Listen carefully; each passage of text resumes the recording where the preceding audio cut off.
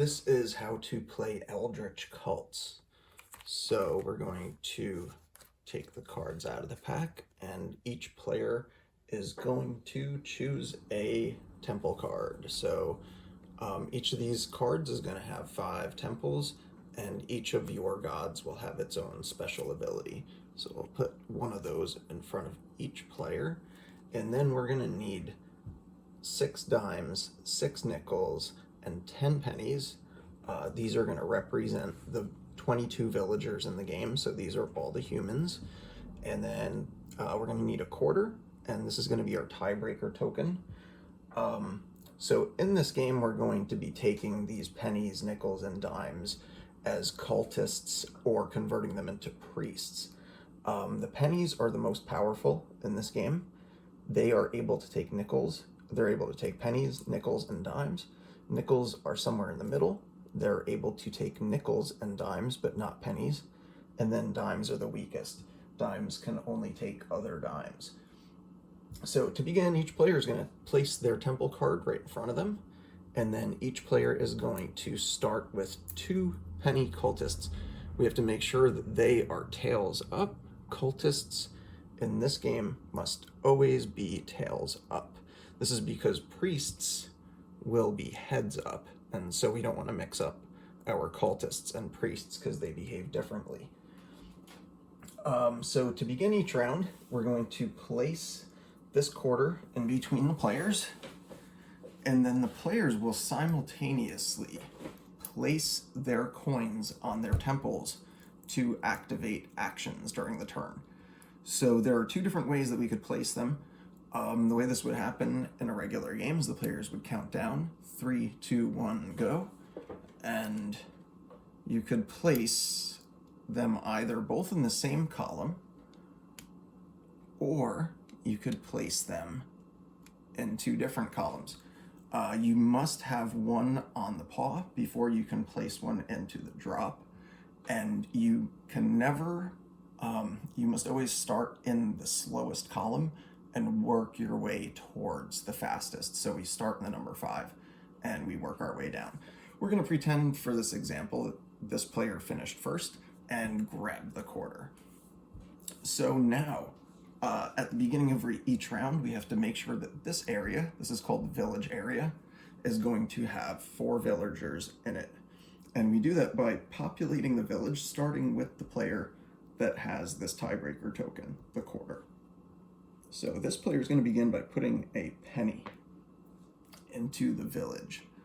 And then this player might decide to also put a penny into the village. Back to this player is going to put another penny, and this player decides to put a dime. And now we will begin the round. And so during the round, each of the temples gets to take its action in order. If you have either a cultist or a priest on the claw, then you are able to take a cultist that's a tails up villager and put it into your supply.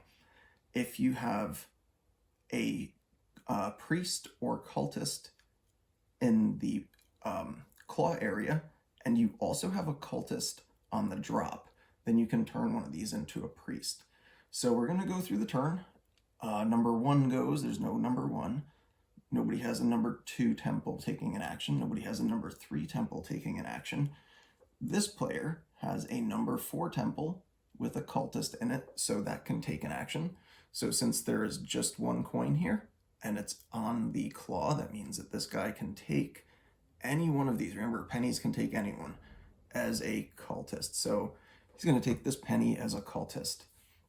Now, both players have a number 5 temple with cultists in it that can take an action, but this player has the tiebreaker token, so is going to go first. This player is going to use these 2 pennies.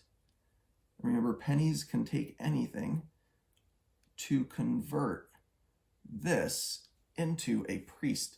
So when you have 2 in the column, when you have either 2 cultists or a priest and a cultist in the column, then you can take one heads up and put it in the fastest available column. You can never have more than one priest in a column, by the way. You're going to place it on the drop, and that's going to indicate that you just brought it in and you can't use it this turn. And then at the end of the round, we're going to slide that up into the active position. So that was, this player just took the action with the number 5 temple, and then this player's number 5 temple is going to take another priest. And that's going to be the end of the round. So at the end of the round, we return the quarter to the middle. Any coins, any cultists, that's tails up coins, that were used this turn get slid into the fatigue area. So these guys go into the fatigue area. Remember, they're always going to be tails up. And then any priests that were made this round get slid up onto the claw. So that's now an active priest. So the cool thing about priests is a cultist, you use it once and then it gets fatigued for a round, and you can only use them every other round. But a priest, this priest will take an action every round for the rest of the game. So now we are going to begin. This player also has these 2 cultists, so let's make sure those are in view. Now we are going to begin the next round. So we begin the round. This player is going to have to place some cultists. This player is not, so in all likelihood, this guy is going to get the quarter. We're going to say that this player decides to set those up just like this. This player's gotten the quarter, and this player is going to begin by maybe putting a penny out there. This player decides to put a penny out, and this player decides to put out a nickel. And so now we're going to begin this round.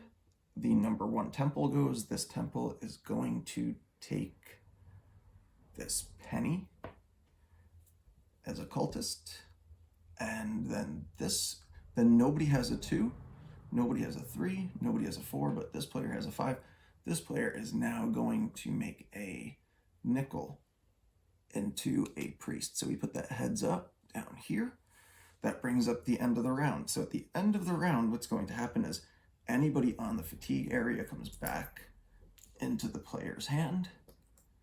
Any tails up coins, any cultists that were used this round get slid into fatigue, and any new priests get slid up onto the claw. So they are now active. So now both players have an active priest. This is going to go back here. Now the players have to place cultists again. So they would count down 3, 2, 1, go. Maybe this player is real quick this round, decides to do something like that, and maybe this player does something like this. And this player is probably quicker, had less to put down on the board. And now, since this player has the quarter, this player is going to populate, maybe starting off with a nickel. And then this player is going to populate and put out this dime. So this player has the quarter. Both players have a number 1 temple, but this guy has the quarter, so we'll go first. This player is going to convert this dime into a priest. Remember, when you have 2, that means you have to make a priest. And when you have just 1 in the column like this, you have to make a cultist. Now this player is going to convert this dime into a priest. Now, when you have a priest on the bottom, you know that they don't actually get an action. That's why we place them there. So these guys don't take an action. Nobody has a 3, nobody has a 4. Both players do have cultists on their 5. This guy has the quarter, so this player is going to go first, and we'll take this penny.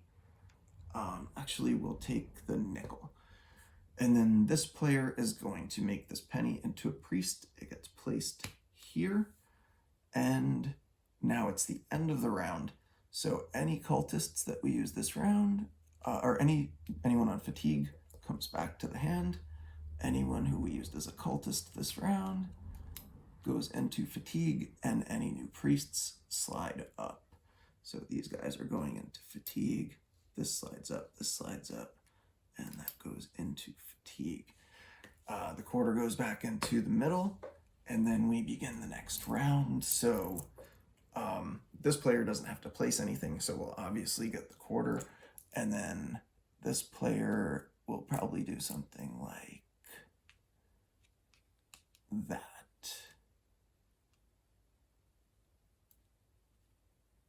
Actually, yeah, so we'll do it like that. Yeah, we'll do that instead. Okay, so now this player has the quarter, so this player is going to start by placing this penny into the village. This player is going to place a dime into the village, and then this guy is going to place a nickel, and this one will place another dime. So this player goes first and is going to take this dime as a cultist. Then this player is going to go and is going to take this nickel as a cultist with that penny. Or, sorry, wait. This one is taking the nickel, right? So this guy took the dime. This guy took the nickel. This one went first because this guy has the quarter. And then this one over here wants to make a priest and is going to... Oh, actually, this one goes first. So this guy is going to take this dime. And now it's this one's turn. And this is very unfortunate because this player wants to make a priest, but when you're making a priest,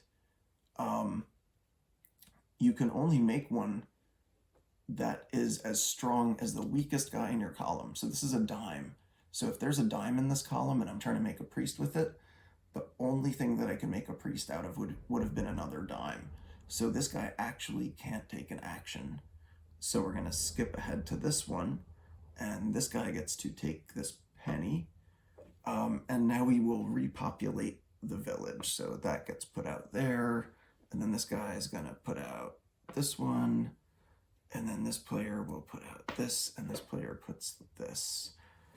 And now there's nobody on the... This guy doesn't have a 3. There's nobody on the 4. And then this 5 is going to turn this dime into a priest. Now, anybody on fatigue goes back to the player's hand. And any cultists that we use this turn get slid up into fatigue, and any new priests get slid up onto the claw. And now we will begin what is probably going to be the final round. And so the players will place their... First we put the quarter back in the middle. Players are going to place their cultists. This player has a lot to place, so that one's probably going to get the quarter. So we'll say this player maybe does something like this, this, this, this. Something like that, maybe. Maybe I'll do it like that. So maybe that player does this, and this player would probably do something like that. And then we'll say this guy probably finished first, and then we will... This guy gets to populate. That's the last coin. And so this number 1 gets to go first. So this number 1 is going to take this dime and make it into a priest over here. This guy is going to take the nickel and make it into a priest over here. And then this one can't actually make a priest because this dime is not as strong as this nickel. And you remember, you count the weakest one in the column when you're making a priest. So that one's out of luck. This guy's turn comes up. He can't do it either. And so now we go to the 3. This 3 is just a dime. Dime can't take nickel. This one is a penny, though, so this can actually make a priest out of this. This one...